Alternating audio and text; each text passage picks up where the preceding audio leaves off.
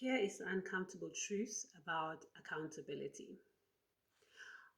Most of us want to hold other people accountable for their actions, but we forget the very important piece before that, which is us modeling what accountability looks like in order for us to create a safe space that gives people an opportunity to learn how to take accountability themselves.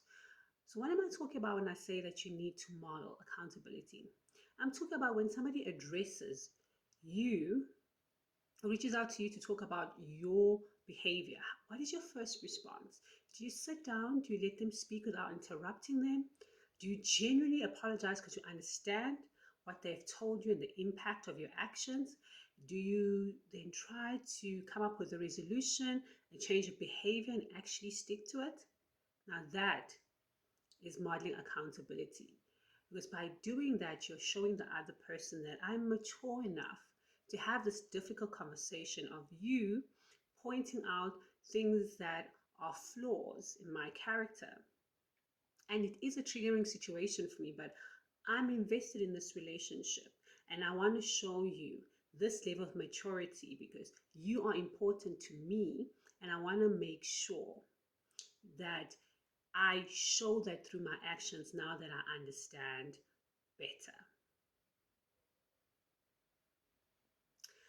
Now, most of us don't do that. What we do is take the easiest path, which is to point out other people's flaws, because that is so easy. Because once we are wounded, we have the right to tell people how they've wounded us. But we forget that if we are not people who actively take accountability and show that level of maturity, the space is not safe. Instead, people will become defensive because they think that the only time you want to have these difficult conversations is when you are the victim in the situation. But when they try to address these things with you about your behavior, you don't give them the same courtesy that you are asking for now. Can you see how unbalanced it is? So, guys, like everything, accountability requires both people to show the same level of commitment and to change, to understanding, to genuinely apologize, and to really go through the whole process together in the same way.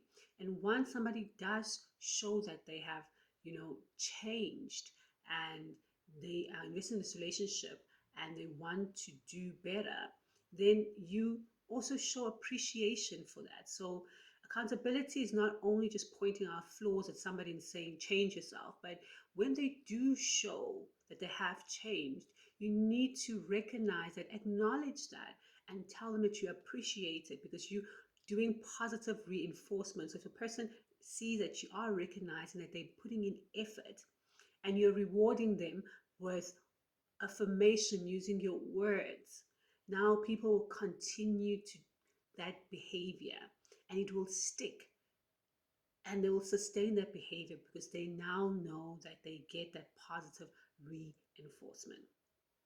So, guys, when it comes to accountability, whether you're a parent, whether you're a child, whether it's with your partner, or it's in a work environment, you have to start by modeling what accountability looks like.